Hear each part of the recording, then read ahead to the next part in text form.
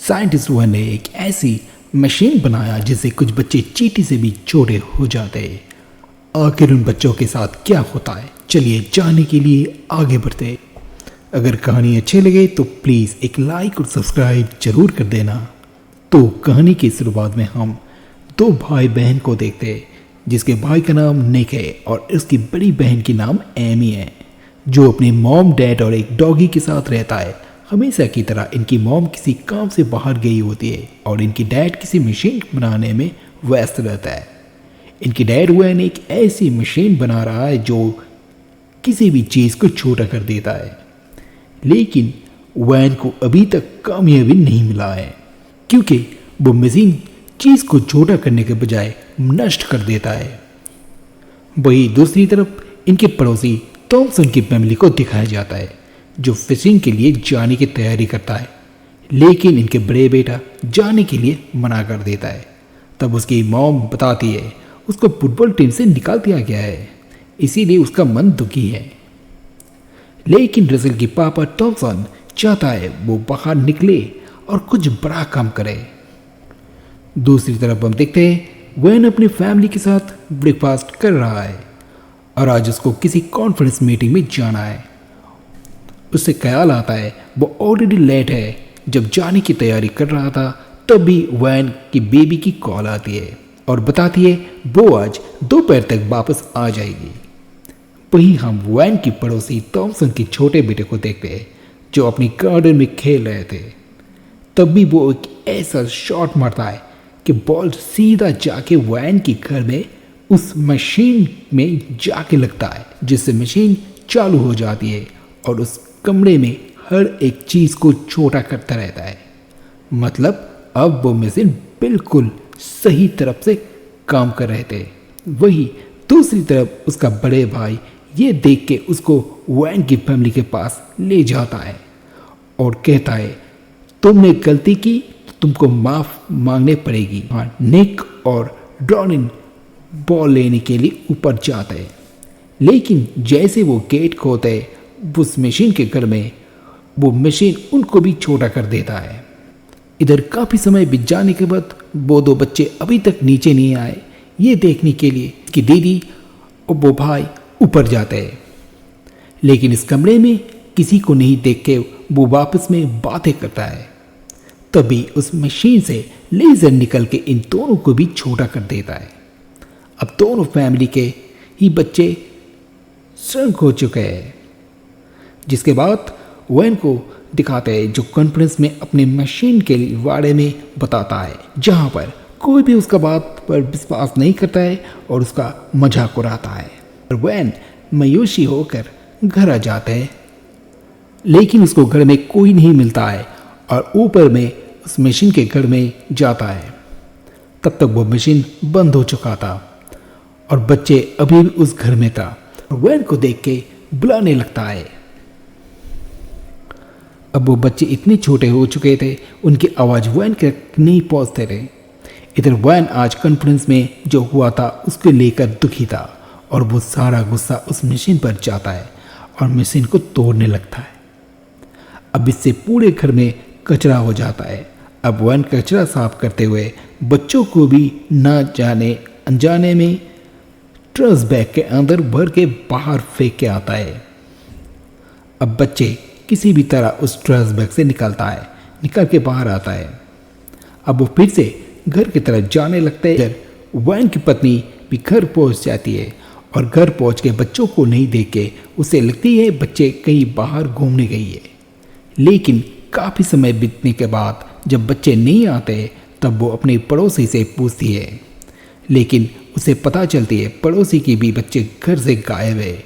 अब वो बच्चों को ढूंढने के लिए वो बाहर चली जाती है और इधर बच्चे किसी भी तरह घर की तरफ पहुंच के सामने अपने डॉगी को देखते हैं और डॉगी को बुलाने की कोशिश करती है, लेकिन वो सब अनबैलेंस होकर गिर जाता है और निक गिरता एक फूल के ऊपर और एक मधुमक्खी आके निक को पकड़ने जाता है। तब भी रसेल उसको बचाने के लिए मधुमक्खी के ऊपर जंप कर देता है। अब वो मधुमक्खी पूरा घर के बैकआउट को चक्कर कटा के फिर से नीचे आता है। तभी वैन की मशीन की घर में आके नजर पड़ता है घर के कुछ चीज़ छोटे हो चुके थे। अब वो समझ जाना है कि वो मशीन काम करने लगे है और ये भी समझ जाता है आखिर बच्चे क्यों नहीं मिल रहा है। तभी वो घर के बैकवर्ड में जाता है बच्चे लोगों को ढूंढने के लिए। तब भी गलती से पानी की पोर चालू कर देता है, जिससे बच्चे बसते बसते सब एक जगह शेल्टर के लेते हैं।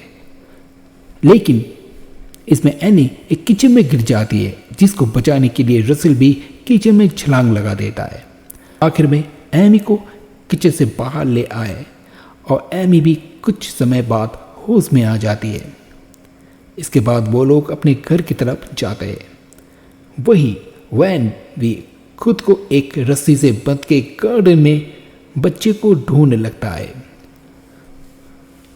इधर वैन के पड़ोसी थॉमसन, जो मछली पकड़ने के लिए जाने वाला था, वो अपने दोस्त को मना कर देता है कि वो नहीं जा वाला है। लेकिन इससे थॉमसन का $80 लॉस हो जाता है और थॉमसन कहता है, मैं अब बच्चों को नहीं छोड़ूंगा, उनकी वजह से मेरा $80 लॉस हो गया है।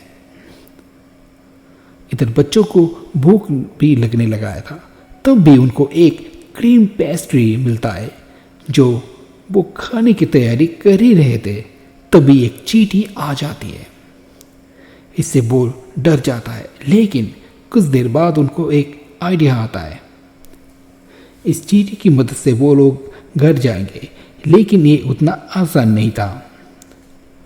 बाद में चींटी को वो कंट्रोल कर लेता है और अपने घर की तरफ जाने लगता है। और कुछ देर बाद पुलिस उनके घर में आते पूछते रहे कि आपके बच्चे घर से भाग तो नहीं गए। इससे थॉमसन कहता है, नहीं, वो मेरा बच्चा है, वो ऐसे नहीं भाग सकता है। उधर वैन की पत्नी भी बाहर बच्चों को ना मिलने से घर आती है और वैन के उसको भी सब बता देता है और दोनों मिलकर घर के बैकवर्ड में बच्चों को ढूंढने लगते हैं। इधर बच्चे भी घर के पास आ गए थे, लेकिन रास्ते में चींटी के साथ इनके दोस्ती भी हो गई थी। किसी को भी चींटी को छोड़ने जाने का मन नहीं था और चींटी भी उनके पीछे पीछे चलने लगता है।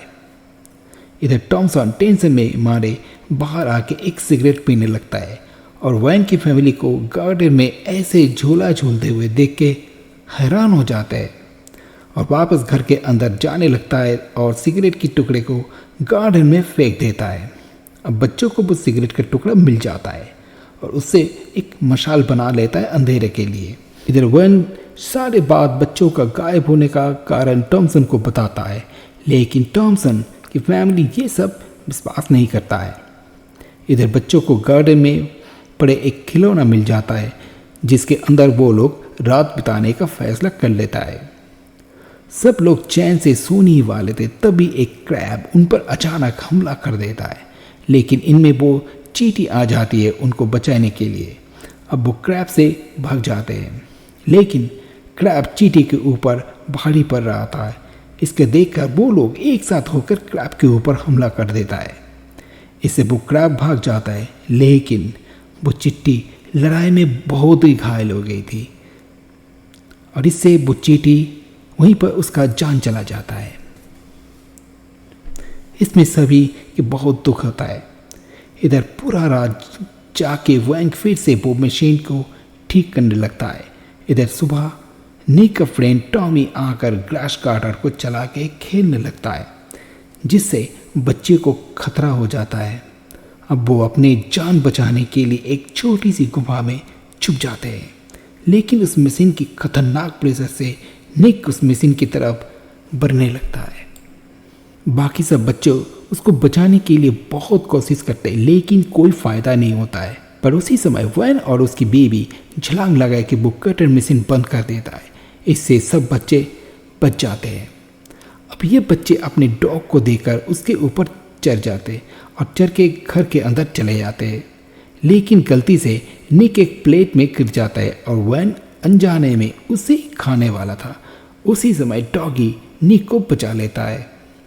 तभी वैन को सभी बच्चों को दिख देने लगता है और सभी को ऊपर ले जाके फिर से मशीन ऑन करके नॉर्मल करने की कोशिश करता है, लेकिन वो मशीन में फिर से प्रॉब्लम दिखा देता है। अब वैन उस मशीन को ठीक कर लेता है, लेकिन टॉमसन कहता है पहले उसको ऊपर ट्राई करो। जब वैन टॉमसन के ऊपर ट्राई करता है, हाँ अब मैं ठीक काम कर रहा था। इधर रसेल एंड एमी के बीच में नया रिश्ता बनने लगता है। रसेल एमी को डेट पे बुलाता है और एमी भी राजी हो जाता है। इधर वैन बच्चों को ऊपर उस मशीन का प्रयोग करता है, जिससे सभी बच्चे फिर से नॉर्मल हो जाते हैं कि एक दूसरे से गले लग जाते हैं। रसेल भी अपने पापा को बोलता है अगर आप चाहते हो तो मैं टीम में फिर से एडमिट ले लूँगा। तब टॉमसन कहता है मेरे बच्चों से बढ़कर खुशी और कुछ नहीं है। अब कुछ दिन बाद हम देख पाते हैं घर में एक पार्टी हो रहा है, जिसमें वैन और टॉमसन की दोनों फैमिली एक साथ मिलकर खुशियाँ मना रहा था। अब वैन भी एक बड़े साइंटिस्ट बन चुका है और सभी बहुत खुशी थे। और इसी के साथ ये कहानी हैप्पी एंडिंग होता है। दोस्तों, कहानी कैसे लगा? अगर अच्छा लगे तो एक लाइक और सब्सक्राइब जरूर कर देना। मिलते हैं अगली कहानी में।